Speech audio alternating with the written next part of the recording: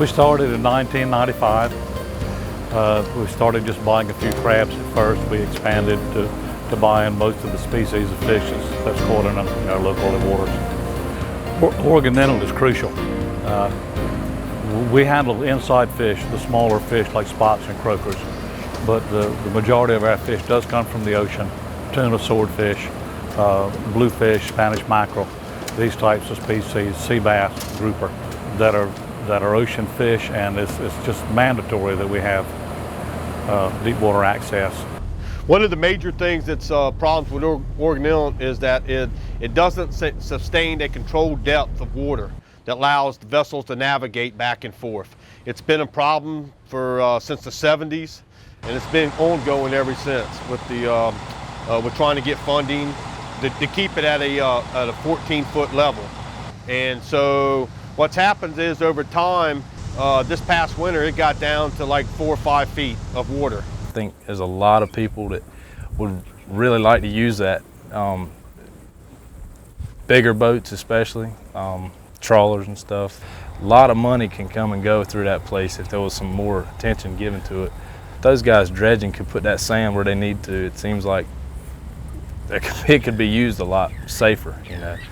Oregon Inlet it's beyond like we have a problem. Oregon Inlet is at a crisis. We haven't unloaded a fish boat here in 9 months.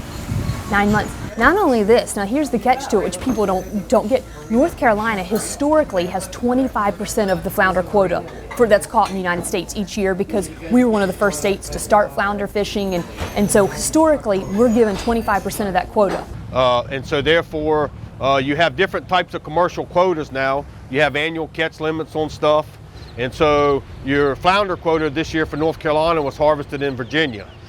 Because we were not able to land our catch in North Carolina this year due to Oregon Inlet, northern states are petitioning to get our flounder quota.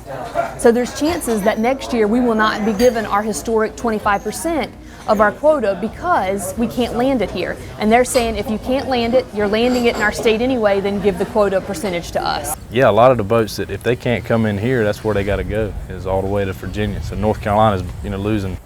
That's every boat that bypasses us is that much more money that the state is losing out on. That's a huge challenge. It's a huge challenge. I want to say, it is a local issue. It's a food issue. It's to catch food off the coast of North Carolina, to unload it into Virginia, to truck it back to North Carolina. We're talking about food mileage. We're talking about fuel. What a waste! What a waste for a problem that could be fixed. And that's what's so hurtful and disappointing about Oregon Inlet is there are solutions. Like, there is a solution.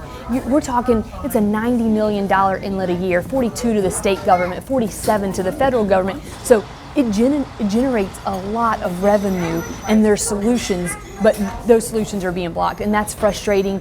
For we feature local seafood. We can't get local seafood. That's the reality. Sometimes I want to say, well, if our boats, it wasn't 3 foot and we could get our boat in here, we could tell you it's local. But currently, when boats are hitting the bridge, they're hitting bottom. Insurance companies, this is their livelihood. For men who fish and want to insure their boats, they're not going to be able to come across here should they not, do that. So it's a huge, it's shutting down our industry slowly, and it's causing us to outsource. And it could be fixed. And I think that's one of the most frustrating parts is there are solutions.